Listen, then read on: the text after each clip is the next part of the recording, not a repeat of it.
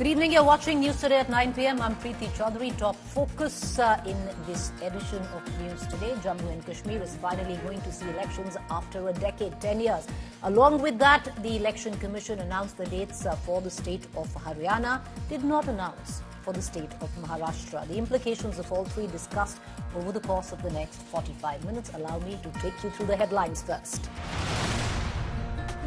Mamata Banerjee spearheads Padayatra with TMC women MPs on the streets Kolkata demanding death penalty for rapists. BJP too holds a counter dharna demanding justice. Calcutta High Court scathing indictment of Mamata governments and police. High Court says shut down RG Kar Hospital. Asks how the police did not have intel on 7,000 people gathering. High Court also asks what was the urgency to renovate the hospital.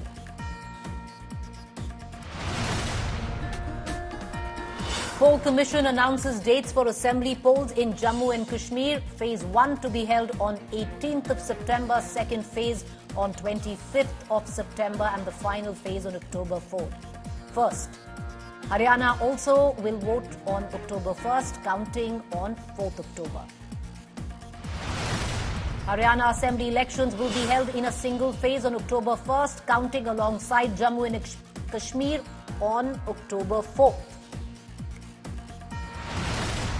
IMF increases India's growth projection for 2024-25 from 6.5% to 7%. First Deputy MD Geeta Gopinath tells India Today that consumption, including in rural areas, is reviving in India.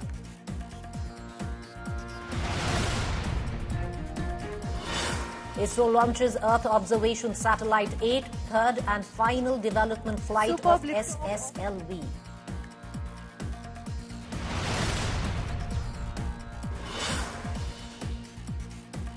Ahead of a return to India, Vinesh Fogart pens an emotional letter.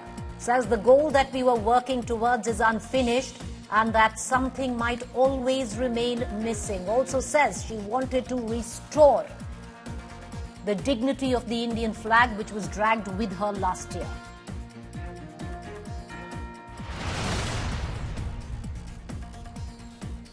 All right, top story.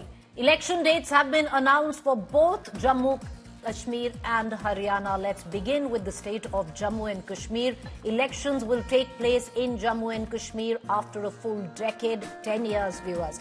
This was going to be the shortest number of phases in the last 25 years where Jammu and Kashmir is concerned. Three phases. Phase 1 will be on the September 18th, Phase 2 September 25th, and the third and final phase will be on October 1st. Counting for Jammu and Kashmir will be on the 4th of October. Well, let's hark you back. The last time elections were held in the state of Jammu and Kashmir, when it was a state, was in the year 2014. Then, this was before delimitation exercise, and there were 87 seats at that time. 2014 I'm talking about. The results were BJP stood at 25, the Congress at 12, NC at 15, PDP at 28. Others were at 7 in the elections that were taken place when Jammu and Kashmir was a state and before delimitation. Let's now get you at that point of time what was the vote share. The BJP had 23% of the vote share in 2014, Congress 18%, the NC stood at 21%, the PDP at 23%, and others stood at 15%. Now, the big question, at this juncture, where the government, especially after the abrogation of Article 370, has spoken a lot of Naya Kashmir, what makes Jammu and Kashmir election so very special? Well, first election in 10 years, like I pointed out. First election as a union territory. Because 2014, when the elections took place, Jammu and Kashmir was a full-fledged state. First election after Article 370 abrogation. First assembly election without Ladakh. First election after delimitation. Well, let's now take you what's the difference. Because viewers, now an entire delimitation exercise has taken place in Jammu and Kashmir, and earlier on there were 87 seats. This time around, if you look after delimitation, that number from 87 has gone up all the way to 90. Now, seats in Kashmir The Kashmir Valley region earlier were 46, now 47, one extra. Seats in Jammu earlier at 37, now at 43, 6 extra. Now nominated seats earlier 2, now 5. Seats in Ladakh earlier were 4 because Ladakh was a part of the state of Jammu and Kashmir, but now as union territory, it's not there. So from 87, the number of seats in Jammu and Kashmir moved to 90. After delimitation, there's been 6 of seats increase in Jammu area, Jammu region, and 1 in the Kashmir region as well. And the 4 of Ladakh, the seats which were with Ladakh, are of course taken out of that mix. So this is what the current dynamics in terms of the number of seats post-delimitation exercise look like. Now let's just take a quick look at Jammu and Kashmir's top political players. Now this is how the political chessboard, the big players that we're going to be seeing this election. Of course, Farooq Abdullah, Omar Abdullah of the NC, former chief ministers, both of them. Abdullah family ruled Jammu and Kashmir over many stints since 1948. The party has presence both in Kashmir and the Jammu division. Now the other party, PDP, Mehbooba Mufti, chief minister from 2016 to 2018 in alliance with the BJP. Now this was of course right before the abrogation of Article 370 and before Jammu, Kashmir and Ladakh was split up in union territory. She's been the daughter of Mufti Muhammad Saeed. A party stronghold is of course in the Kashmir region where the valley is concerned. Sajjad Lone, now the other political player in the valley, People's Conference, son of Hurriyat leader Abdul Ghani Lone, started as a separatist party, now seen possibly close to the Bharatiya Janata Party. Engineer Rashid, independent MP separatist leader, defeated Omar Abdullah from Baramulla in the Lok Sabha polls, still in jail. Let's move on now to Jammu. Ravinder Raina, Bharatiya Janata Party, the state unit chief, party stronghold in the Jammu region. Vikar Rasool Wani, Congress State Unit Chief, party stronghold in Jammu region. And of course, there's also Ghulam Nabi Azad in the midst of all of this. Let's cut across to our guest this evening. This is just how things look where Jammu and Kashmir are concerned. We're also going to touch upon the state of Haryana. We'll cut across to our guest this evening, Ravindra Singh Sharon, senior journalist, who's going to be talking us through on Haryana. We're going to come to him slightly later. Amitabh Tiwari, political analyst, joins us. Sanjay Kumar, co-director, Lokniti CSDS psephologist. Manoj Joshi, senior journalist. I want to cut across to Manoj Joshi first. Manoj Joshi, you know, Jammu and Kashmir finally seeing elections after 10 years, but it also comes at a time where, of course, the government very keen that elections be held under the banner of Naya Kashmir. However, we've seen a series of terror attacks, especially in the Jammu division. Do you think it's a good time to hold elections? Well, I don't know if it's a good time, but, you know, this time was mandated by the Supreme Court. The Supreme Court had made it very clear at the time when they had upheld J&K's upheld the revocation of Article 370, and they had set a deadline of September 30th. So the elections had to take place.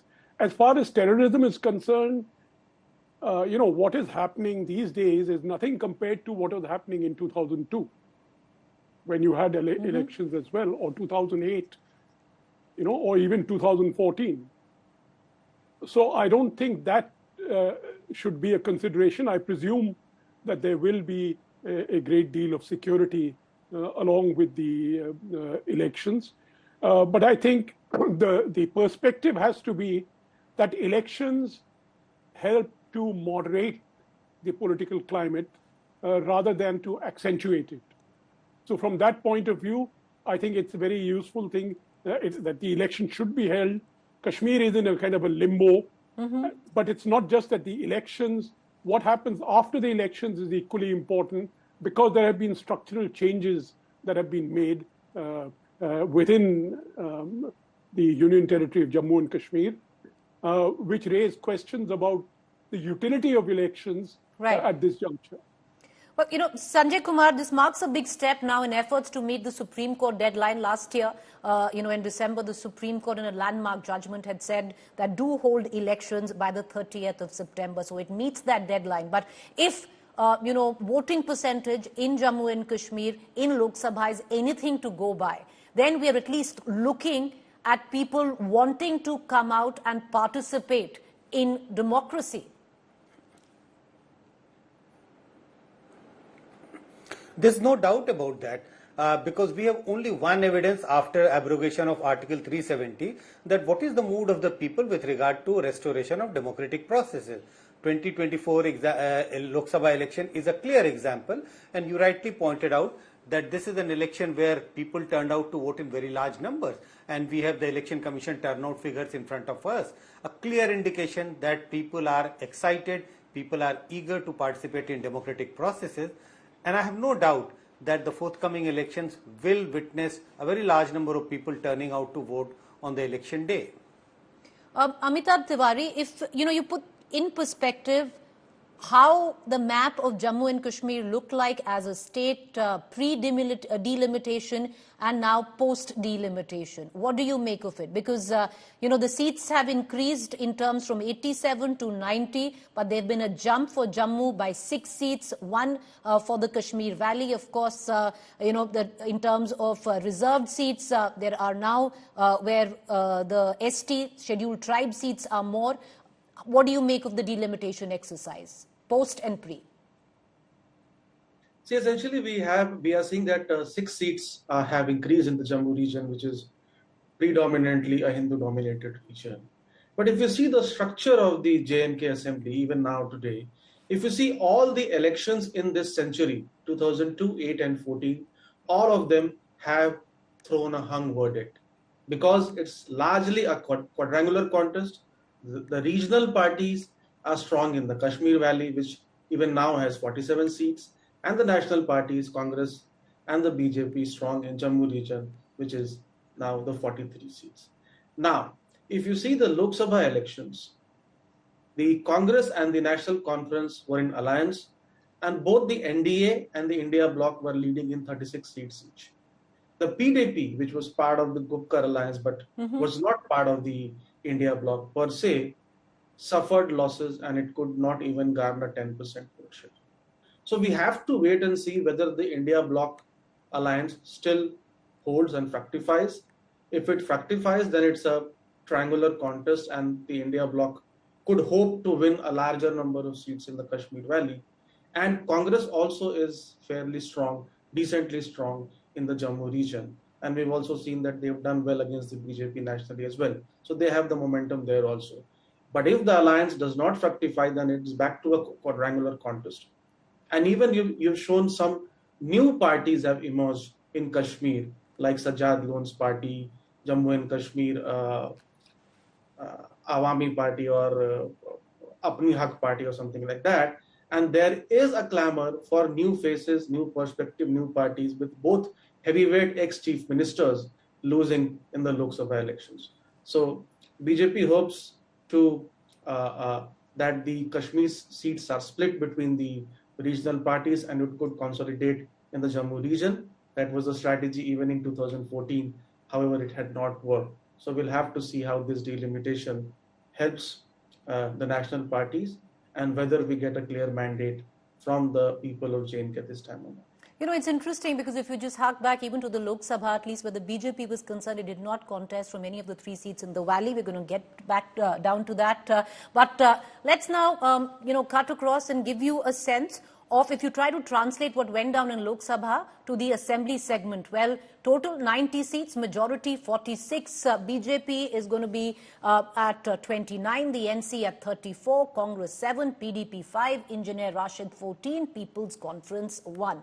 Now, 2019 Lok Sabha, if you look at Baramulla and Jammu and Kashmir, Engineer Rashid, the independent, who'd won, versus Omar Abdullah, who lost from the NC, versus, of course, Sajjad Loan, who had lost.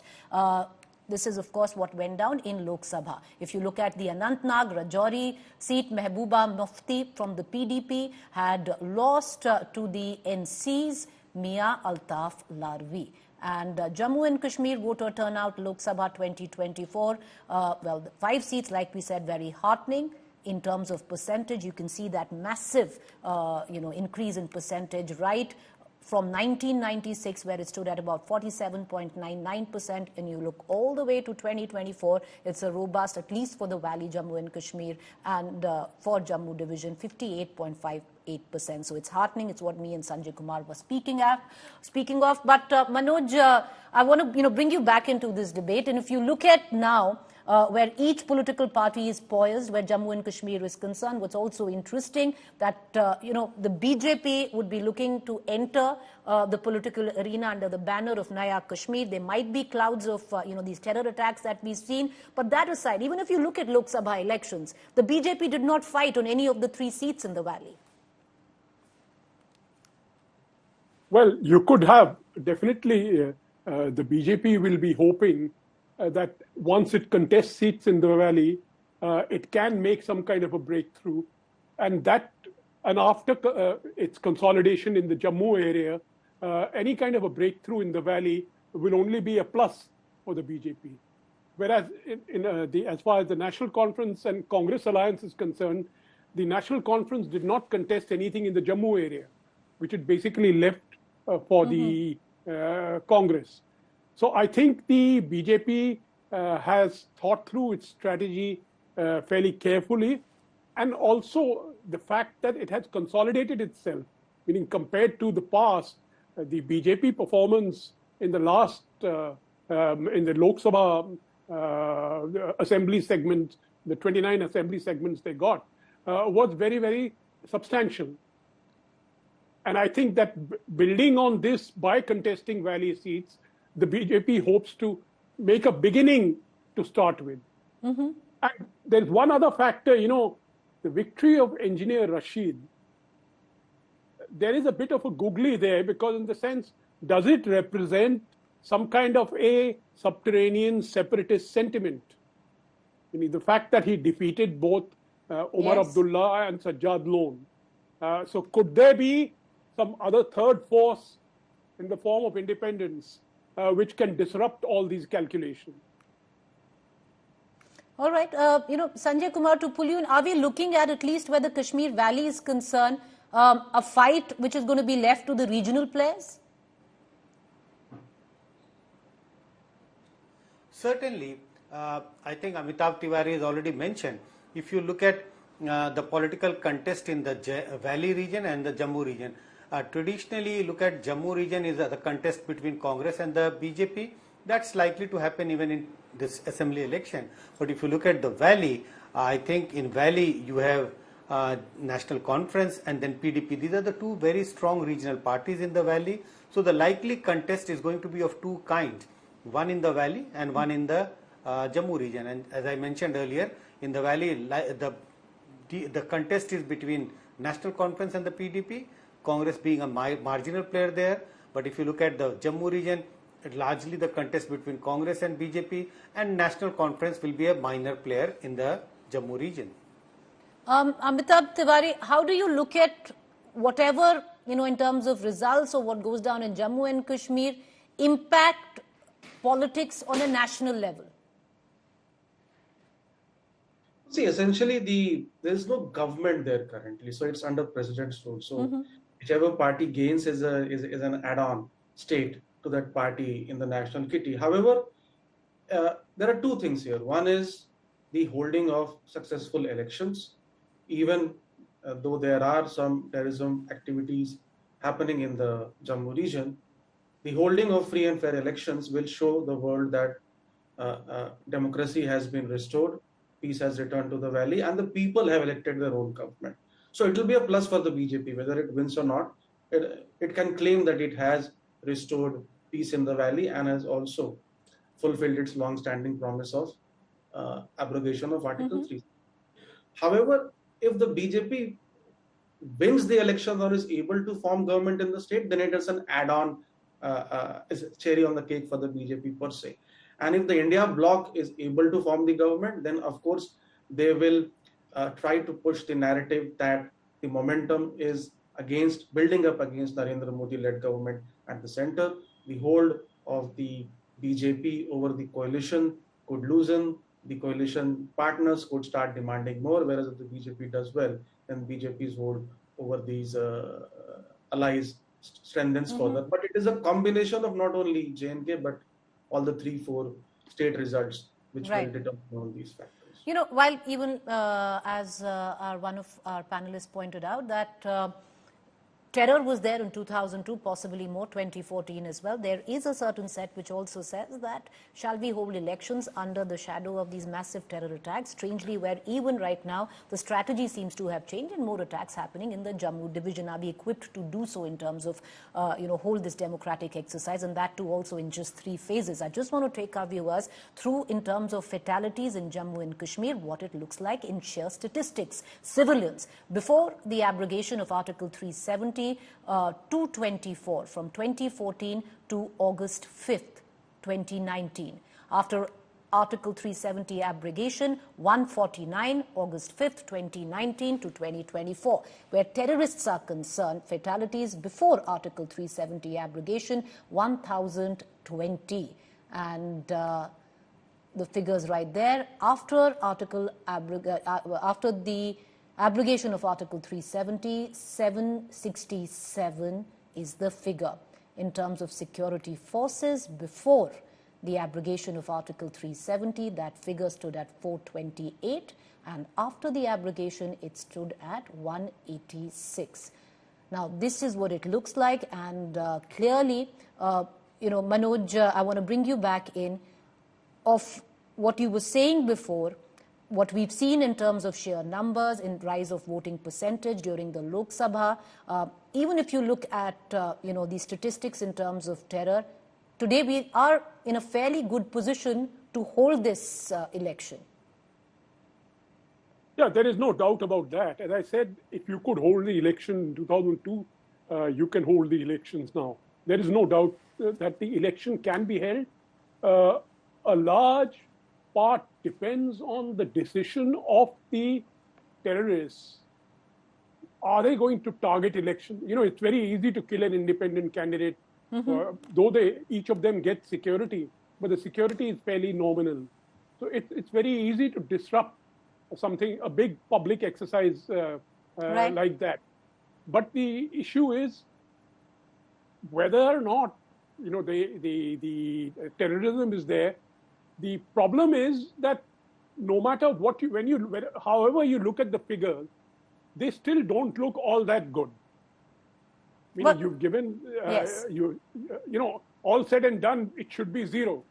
True, true. You're right. Ideally, it should be 0. So the fact that incidents are still occurring, and pretty dramatic incidents, meaning just the other day, captain was shot in an encounter. Yeah. So this is something which indicates that there is still a very large danger. There is still considerable danger in the valley, not only in the valley, in the Jammu area also now, because we know that in the last 6 months, the Jammu area has been targeted. So what I'm trying to get at is that even though you look at the figures in a relative kind of a sense, the fact is that even if you have 5 or 10, even that is a lot. Because terror, you shoot one person, that induces terror in a whole locality, in a whole area, and creates a kind of an atmosphere, which you cannot ignore. Well, I just hope we have peaceful polls where Jammu and Kashmir is concerned. Manoj Joshi, appreciate you joining us. Thank you. We're going to stay with Amitabh Tiwari as well as Sanjay Kumar and bring in Ravinder Sharon as we look now at Haryana Assembly elections. All 90 seats, it's 90 for Jammu and Kashmir and 90 for Haryana. Haryana, with all its 90 seats, will be polling in a single phase, viewers, and that will be on the 3rd phase of Jammu and Kashmir. The 3rd and final phase is when the single phase of polling in Haryana will take place, which is the 1st of October. Counting in the state of Haryana will take place along with the Union Territory of Jammu and Kashmir on the 4th of October. So a single phase election. Haryana has always voted in a single phase. There are, if you look at Lok Sabha elections, Haryana had 10 seats. In 2019, in terms of the 10 seats in Haryana, the Congress had scored 0, others 0, and the BJP 10. Even in 2014, it was the same. Let's look at the now vote share. What you saw was the seat share in 2019. The vote share in 2019 of the 10 Lok Sabha seats is what we are looking at right now. BJP had 58%, Congress 29%, JJP stood at 5%, INLD stood at 2%. Now, this time around, there was a clear change, and this is what at least the Congress would be hoping to build on, where out of the 10 seats where Lok Sabha Haryana was concerned, 5 went to the BJP, 5 to the Congress, 0 to any other political player in Haryana. The vote share is very interesting. In 2024, in the Lok Sabha elections, BJP stood at 46%, still higher than the Congress, which was at 44%. JJP stood at 1%, which is one short of what INLD stood at, others at 7%. That 7% that you read in the others, you could actually, at least in Lok Sabha, add it to the Congress lot, because about 6% was the share of the about 2% was the share of the Aam Aadmi Party, so that will be along with the Congress. So the Aam Aadmi Party and the Congress were together where Haryana elections were concerned, and the Aam Aadmi Party had fought on one single seat. This time around, the Aam Aadmi Party has decided to go all in, are fighting all 90 seats. Let's look at now the big political players. What does the Haryana political chessboard looks like? Well, Nayab Singh Saini is the BJP chief minister. He became the CM in March. He's seen as an OBC leader. He replaced Manohar Lal Khattar of the Bharatiya Janata Party. He was the CM for 10 years in where the state of Haryana is concerned. He was replaced this March.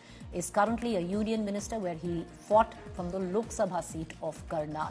Well, there was anger against him, especially where the farm protest comes into question. He is also, of course, a former RSS Pracharak and has been rehabilitated in the cabinet of where the central cabinet is concerned.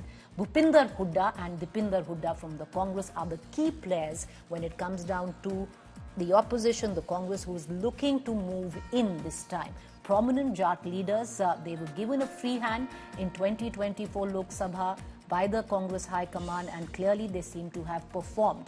And the Congress won 5 seats, where in the last 2 Lok Sabha elections, that figure for the Congress was a big fat 0. This time around, will they also be given a free hand where the state elections are concerned? Right now, it seems so. What is usually spoken is a rift within the Congress itself, the infighting. One side is the Hoodas versus what they call the SRK group, the Shailja, the Randeep Singh Surjewala and the Kiran Choudhry group. Now, Kumari Shailja, Congress Dalit leader, trusted by the Gandhis, is rumored to be in the anti-Hooda camp. Randeep Singh Surjewala, Jat leader, rumored to be in the anti-Hooda camp. Kiran Choudhry, very interesting. Well, she was a strong Jat leader, came in from the Bansilal family and now is with the BJP. She, along with her daughter, Shruti Choudhary, quit the Congress and joined the Bharatiya Janata Party. Now, the other big players, the JJP. Now, the JJP, viewers, was the kingmaker in 2019 because out of the 90, it won 10 seats. Dushyant Chautala, Jat leader from the JJP, grandson of former Chief Minister Om Prakash Chautala, great-grandson of Devi Lal, kingmaker in 2019, was Deputy CM till March, and then is when the alliance split with the BJP. The vote share dropped off the JJP to just 0.87% in Lok Sabha polls. The JJP is now fighting for relevance. Now, in comes the Aam Aadmi Party, who would possibly, viewers, be looking to play the role of the JJP and maybe garner just enough seats to become the kingmaker. Aam Aadmi Party looking to fight all 90 seats. No clear chief minister face right now. Can hurt Congress prospects. Possibly. Well, let's see how that goes, because the Aam Aadmi Party is looking, to garner a vote bank, which usually, traditionally, does not vote for the Congress. Congress usually sees a more peasant, Jat-based voter, and Aam Aadmi Party looking at the more Bania and Punjabi voters there. In this mix, throw in the INLD-BSP alliance. The INLD, led by Om Prakash Chautala and his son Abhay Chautala, has now tied up with the BSP, hoping to try and chip away at the Jat Dalit vote bank. So this is what the Haryana political chessboard looks like.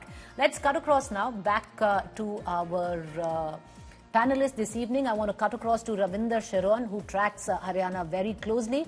Ravinder ji, अगर आप इसमें देखें अभी जैसा हरियाणा का चुनाव लग रहा है, किसका पलड़ा भारी लग रहा है आपको? जी नमस्कार प्रीति जी, बिल्कुल हरियाणा का चुनाव की पहली बात तो कि हरियाणा के चुनाव की इतनी जल्दी घोषणा होगी, शायद इस बात की जानकारी दोनों पॉलिटिकल पार्टीज को नहीं थी और ये एक सरप्राइज के तौर पर आया है, खासतौर पर कांग्रेस और बीजेपी दोनों पार्टीज के लिए। और दोनों अपने अपनी तैयारियों में लगे थे। मुख्यमंत्री सवेरे प्रेस कॉन्फ्रेंस कर रहे थे और उसके बाद कई घोषणाएं करने वाले थे। भूपेंद्र सिंह हुड्डा दिल्ली से चंडीगढ़ गए थे अपनी यात्रा की घोषणा करने के लिए, लेकिन उनको प्रेस कॉन्फ्रेंस करनी पड़ गई चुनाव आयोग की जो घोषणा हुई उस पर रिएक्शन देने के लिए। तो ये एक सेटबैक या एक सरप्राइज की तरह दोनों पॉलिटिकल पार्टीज के लिए आया। और जिस तरह से लोकसभा चुनाव में बीजेपी की स्थिति कुछ कमजोर होती हुई दिखी, जो पिछली बार 2019 के चुनाव में करीब 60% वोट उनको मिला था और इस बार के लोकसभा चुनाव में वो घटकर केवल 46% रह गया है। विधानसभा चुनाव जो पिछली बार केवल 3 महीने के बाद हुए थे, उसमें एक बड़ा सेटबैक बीजेपी को लगा था, 40 विधानसभा सीटें केवल जीत पाए थे, जबकि 2019 की लोकसभा में 81 सेगमेंट्स पर उन्होंने लीड की थी। तो इस बार की स्थिति बिल्कुल माकूल नहीं है बीजेपी के लिए। 10 साल का इनकम्बेंसी फैक्टर है और कांग्रेस पार्टी के पास में एक बड़ा वोट बैंक का जो चंक है वो बिना बहुत ज्यादा मेहनत किए उनके पास आ गया। जेजेपी और आईएनएलडी, उनका जो ग्रामीण इलाकों में वोट था वो वोट खिसक करके कांग्रेस पार्टी के पास आ गया है। उसके लिए कांग्रेस ने कोई खास मेहनत नहीं की, लेकिन वो उनके पास फिलहाल कंसोलिडेट होता हुआ दिख रहा है। तो बीजेपी के लिए बड़ी तकलीफें हैं क्योंकि उनको मुख्यमंत्री बदलना पड़ा।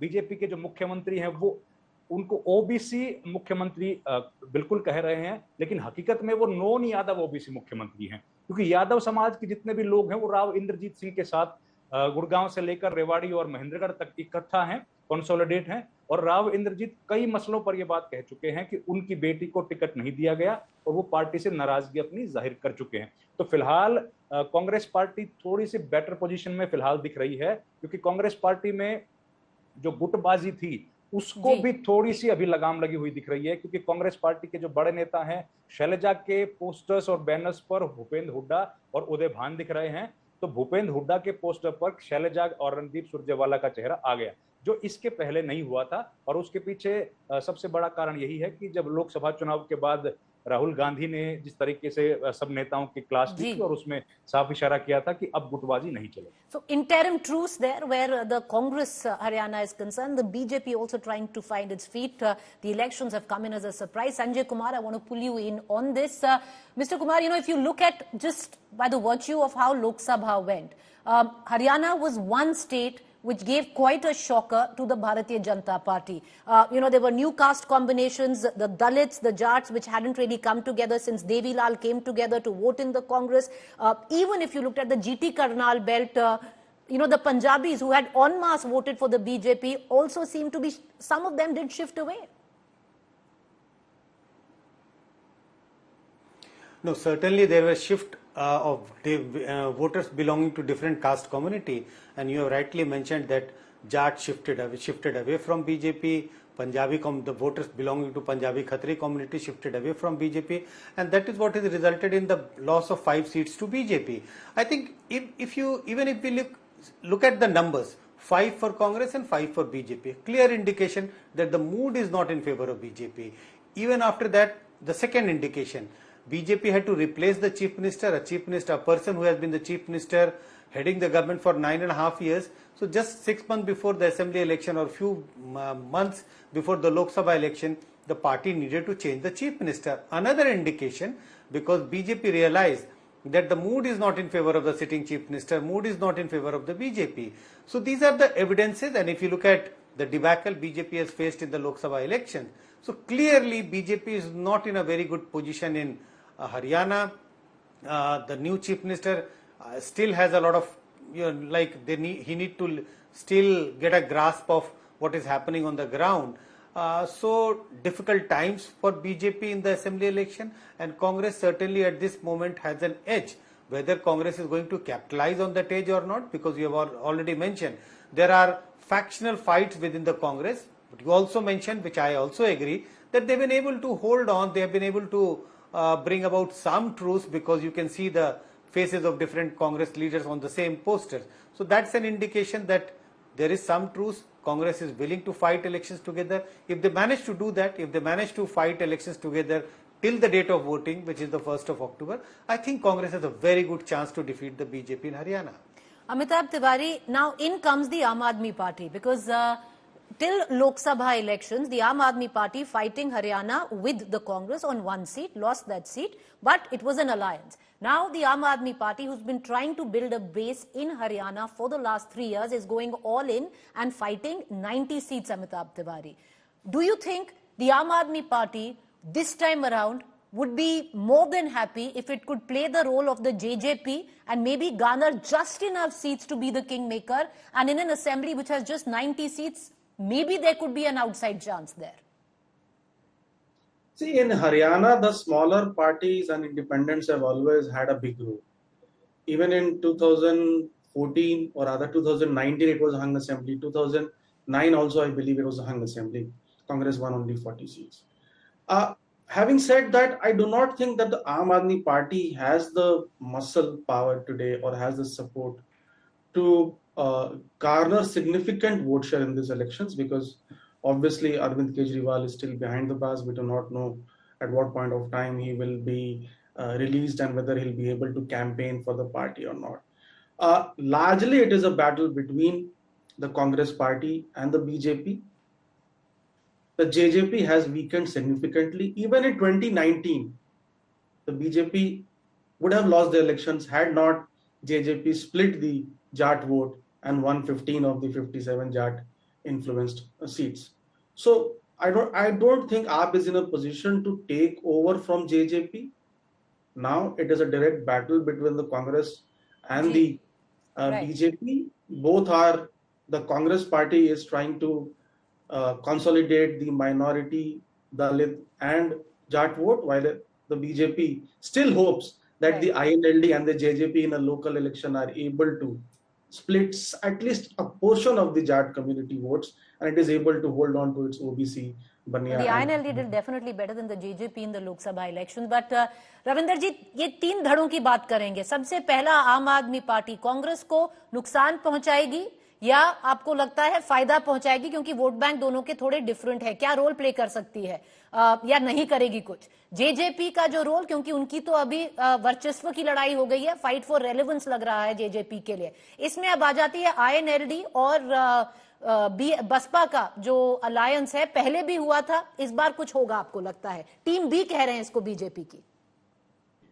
देखिए प्रीति जी, आईएनएलडी और बीएसपी, इन दोनों को अगर कहीं थोड़ी सी गुंजाइश वोट लेने की है तो केवल सिरसा लोकसभा क्षेत्र की कुछ सीटों पर, और स्पेसिफिकली कहूं तो केवल एलनाबाद एक विधानसभा सीट ऐसी है जहां पर आईएनएलडी थोड़ी सी मजबूत है.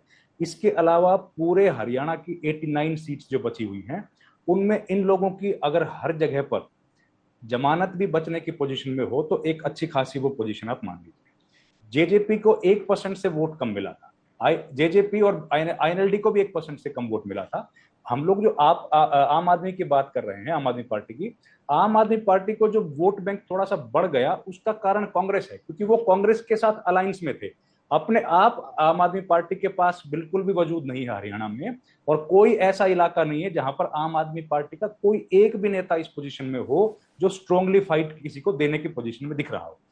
ये इलेक्शन 2005 के बाद से पहला इलेक्शन है जो इतना ज्यादा बाइपोलर है.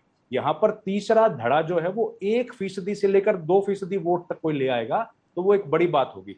बीएसपी की पोजीशन जो है वो हरियाणा के यमुनानगर और जगाधरी की जो बेल्ट है उत्तर प्रदेश से जुड़ी हुई, उस इलाके में 1-2 एमएलए जीतते रहे हैं. एक बार बीएसपी का आईएनएलडी के साथ अलायंस में एक सांसद भी जीते हैं. अब लेकिन जिस तरह से इलेक्शन पिछला लड़ा है बीएसपी ने, उसके बाद हरियाणा में भी उनका वोट बैंक पहली दफा हरियाणा में बीएसपी का वोट बैंक 1% से नीचे आया है. आईएनएलडी का वोट बैंक नीचे आया है. और जेजेपी की स्थिति, ये तीनों पार्टीज अपने अस्तित्व की लड़ाई लड़ रही हैं. फिलहाल जेजेपी और आईएनएलडी के लिए हरियाणा में कोई संभावना नहीं है. आम आदमी पार्टी कोई ऐसा वोट बैंक नहीं है, कोई ऐसा क्षेत्र नहीं है जहां पर मजबूती के साथ चुनाव लड़ पाए, क्योंकि शहरी क्षेत्रों में आज भी बीजेपी का प्रभाव है और ग्रामीण इलाकों का वोट बैंक बहुत जबरदस्त तरीके से कांग्रेस पार्टी के पक्ष में कंसोलिडेट होता हुआ फिलहाल दिख रहा है। तो ऐसी कोई जगह नहीं है, ना कोई ऐसा बड़ा नेता। इंटेंसली बाइपोलर चुनाव होगा ये। Sanjay Kumar ji, I want to bring in Sanjay Kumar back into this conversation. And Sanjay Kumar, just because it's going to be one of the most intensely bipolar elections fought in a state like Haryana, what's really interesting is because this is the first now state election where the Congress, who usually looks to play the caste card, and we've seen that happen so strongly in other states in India when we are going for Lok Sabha, they wouldn't want it here. Because if the election comes down to caste, it's disadvantage the Congress here, because then they tend to get isolated with just the Jat vote.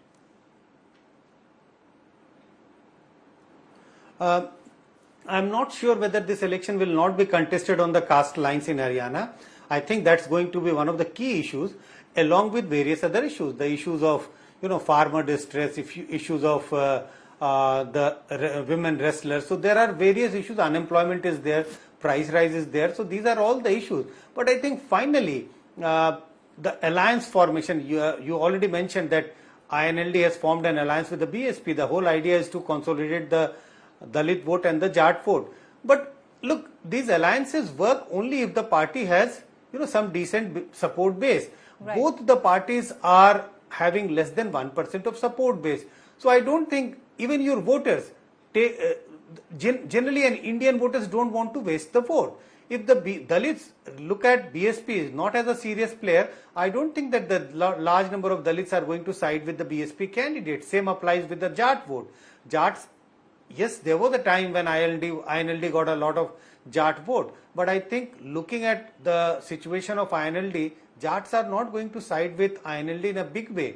They will look at Congress as a viable option. If Congress is seen as a viable option, right, I think a lot of Jat vote are going to get consolidated behind the Congress.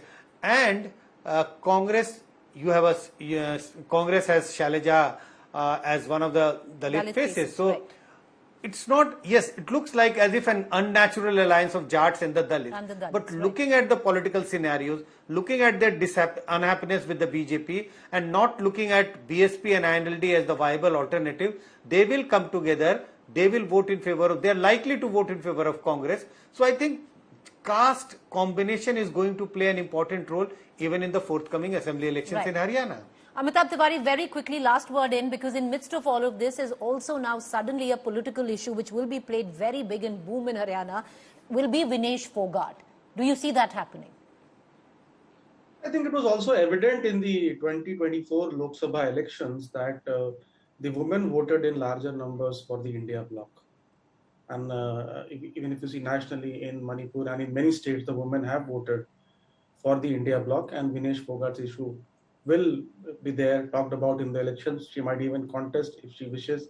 So the Congress is ready to give her a seat. So what has happened is that BJP's strategy of playing anti-dominant caste politics has already boomeranged in Jharkhand and Maharashtra. This is the only state, perhaps, where the non-dominant caste strategy is still in existence, and it will be a test of that strategy, because in other states, it has already co-opted or gone back to the dominant caste. So we'll have to see how the Jat community to regain its supremacy, whether it consolidates. And Sanjay Ji's surveys already showed in 2024 that 64% Jats have voted in favor of the Indian government. But that's the one thing, because that's usually been the Achilles heel of the Congress of late, where Haryana is concerned. And that's the reason why you'll hear at least the Huddas all the time keep stressing on Chhattis Biradari, because they, the last caste group that they will address is the Jats, because they know that they want at least some parts of the Chhattis Biradari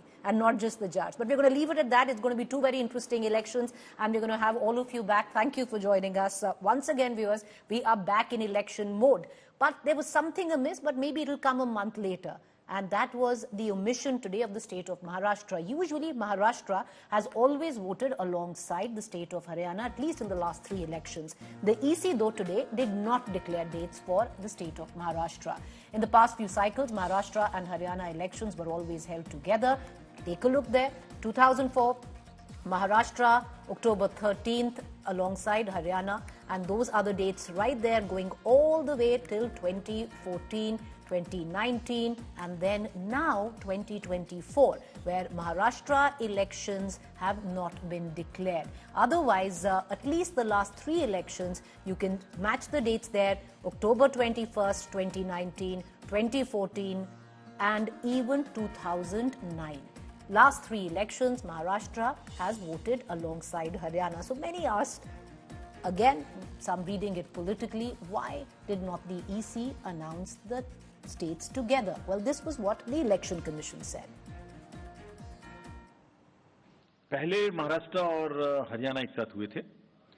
3 नवंबर हरियाणा की date है तो 26 नवंबर महाराष्ट्र की date है। उस समय में J&K was not a factor, so one could have gone little later. Depending on the forces, requirement of forces, which is, as I said, was in a higher tone in J&K. हमने दो चुनाव को एक साथ करने का निर्णय लिया, और फिर ऐसा नहीं कर सकते कि जब J&K अनाउंस करें और J&K चल रहा हो तो उसके बीच में दूसरा अनाउंस करें। महाराष्ट्र में बारिश भी थी, BLOs का वर्क करना बाकी है, और बहुत सारे फेस्टिवल्स भी हैं जिसको हमें शेड्यूल करने में देखना है। That is like Ganesh festival, Pitrupaksha, Navratri, Diwali, all that put together, this is what we thought that we can handle as 2 elections at a time. So therefore we decided to go this. So no Maharashtra, but possibly would happen a month later. Sahil Joshi, our editor, Raj Tak, Mumbai Bureau, and Mumbai Tak, Syed Zafar Islam, BJP spokesperson, Charan Singh Sapra, Congress spokesperson, all 3 of them joining us. Sahil, if you can immediately tell us, interesting that Maharashtra is not voting now alongside Haryana. The EC said, and understandable, that for security reasons you can't have 3 states voting together, but Maharashtra is a relatively easy state that could have voted. So lots of theories out there. Yes, of course, and those theories, some theories were discussed and also predicted as well, because everybody in Maharashtra was thinking that there will be, some way the elections will not happen in the month of October. And since 2004, the Maharashtra Assembly elections are being held in the month of October, the last week or the 3rd week of the October.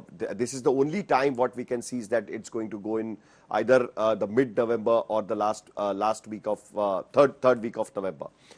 The simple reason what one can see at this point of time is that on the 15th of August, the flagship scheme of the Maharashtra Mahayuti government have, first distributed the directly benefit scheme of for the women voters specifically, and 3,000 rupees have been transferred to almost 1.5 crore women in their account. So the second, in the second phase, almost the similar amount needs to be distributed, which may happen in the last week of September.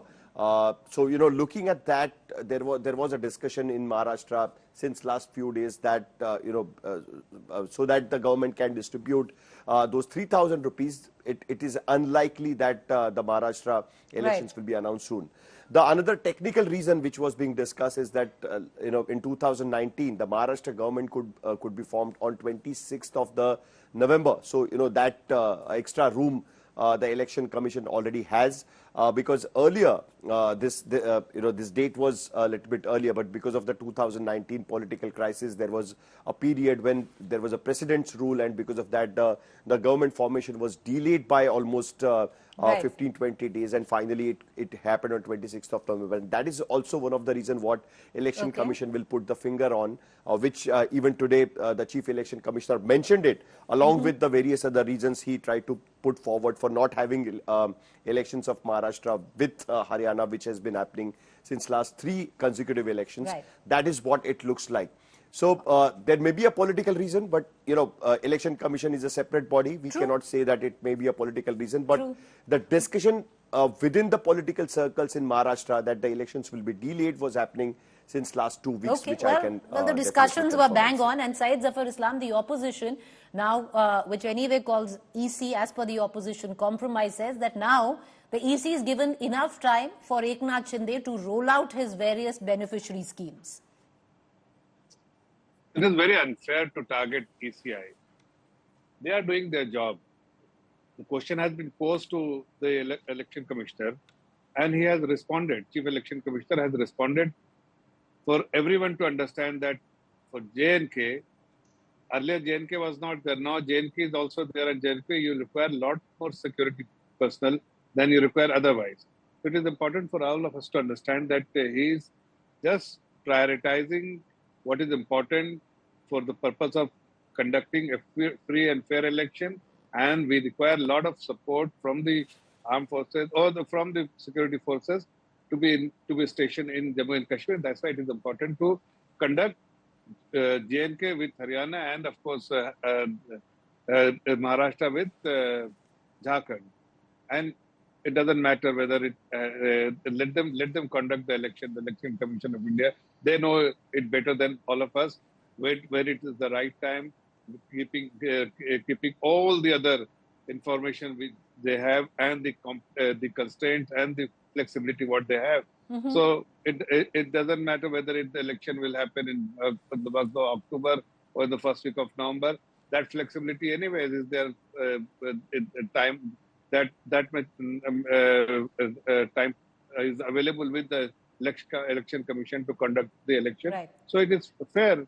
It's such a statement coming from any political party that it is because of the X reason or the Y reason. It is absolutely best if some government wants to do something, they will continue to do it because it is their prerogative. They are in the government. They will always do things for the welfare of the people. But Syed Zafar Islam, how does this tie into the fact? Because yesterday you had the Prime Minister who was, from the ramparts of the Red Fort, spoke for the urgent need of one nation, one election. And now we are going to be literally in election mode because we'll have Haryana and Jammu and Kashmir, then we'll have Maharashtra, then we'll have Jharkhand, then we'll have Delhi. So the next 7 months we're only going to be in elections. See, it is an important issue and there is no meeting of minds. I think the Honorable Prime Minister has time and again has spoken about it. Every political party has to come around. It is something which needs to be debated, deliberated. But the objective of the statement which is in the speech which has been mentioned by the Honorable Prime Minister, this is not the first time he mentioned. He has mentioned in the past also. He had been quoting strongly about it. And there is a committee which has also been formed. And I think it is important for everyone to understand that one nation, one election will only help the citizen, the authorities, the government, and it will save a lot of resources of the government. No, theoretically, yes, but we could have done it right now, but we were told we couldn't do it because of the security reasons, so 3 states couldn't work together. So, once the meeting of mind is there and then every political party comes around, then of course the Election Commission will also think accordingly and mop up resources and mobilize resources accordingly to conduct election once in 5 years. All right, Charan Singh Sapra, it's the EC's decision. Jammu and Kashmir voting in 3 phases. You could not have had 3 states. So in a month, Maharashtra will also vote. What's, a month more? Preeti, the irony of the situation is the Bharatiya Janata Party spokesperson, a party which propagates one nation, one election. The spokesperson of that party has to give so many reasons. And these reasons are exactly same what EC has said. So this shows that somewhere EC is acting at the behest of Bharatiya Janata Party or the Prime Minister. The dates are being decided by the PMO first and then the EC declares it. This has become clear in front of the country. Now, another reason for this is, like Sahil rightly said, that the Ladki Behan scheme, BJP thinks that this is a very big scheme and they are going to benefit out from that. But they forget that recently in Lok Sabha elections, the people of Maharashtra have rejected the double-engine sarkar. They are again going to throw out this double-engine sarkar. Why people will vote for Bharatiya Janata Party or the Mahayuti? There is rampant corruption. There are issues in Maharashtra. Rampant corruption is there. There is high inflation. There is a lot of unemployment in Maharashtra. Recently, we have seen 2 examples. In Mumbai, there were vacancies, 2,200 vacancies for loaders at the airport. And how many people turned out? 25,000 people turned out for those nearly 2,000 vacancies. For the constable vacancies, there were only 1,100 vacancies or 1,200 vacancies. 1.1 lakh females turned out in Mumbai. Okay. There is such a big problem of unemployment. So there is a farmers' problem. There is a problem of reservation, the Maratha reservation, Dhangar reservation, the OBC reservation. This government has not done anything. Okay, Syed There Zafar is Islam, only rampant one very corruption. quick comment before we close this bulletin, because we're going to be discussing this in days to come. The charge, Syed Zafar Islam, is that you're running away from anti-incumbency. It might not catch up now, but it'll catch up a month later when the elections will take place. There is only pro incumbency, and there is no anti-incumbency. We will win hands down, and we will form the government. Let them make this kind of a statement, because they know for sure that this time we will alone. Bharatiya Janata Party what alone? will get Okay. more, First 125 try and decide seats on the seats. All right. First decide on the all have been decided. You need to fight Okay. between all your partners. Okay, please allow me to leave it at that, and I appreciate the patience that our second panel waited. But it's going to be, it's going to be long drawn, because we're going to be speaking about it in days to come as well. There's going to be a lot of politicking.